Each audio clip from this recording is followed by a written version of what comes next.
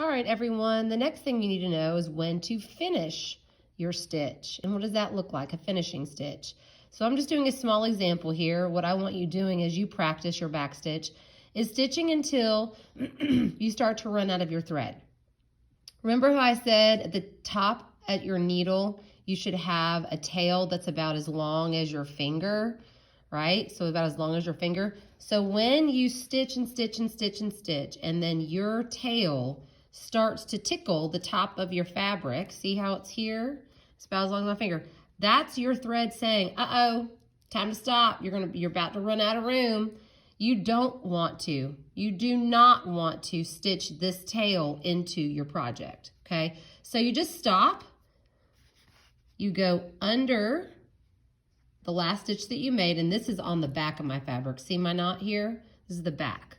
And as you pull it through, notice I'm going under that stitch. Notice that there's a loop trailing behind.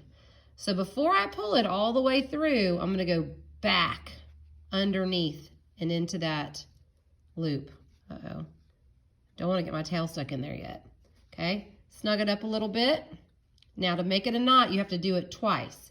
So back under the stitch and throw it in reverse. I'm going to back that thing up. Beep, beep. I'm going to put it back through that loop that's behind it. All right, so you've gone under and then over and then into that loop. And now it's ready for me to cut, and my stitches won't fall out. And I'm going to cut it right there at the knot so I don't have a big tail to keep it nice and neat on the back. All right? All right, have fun.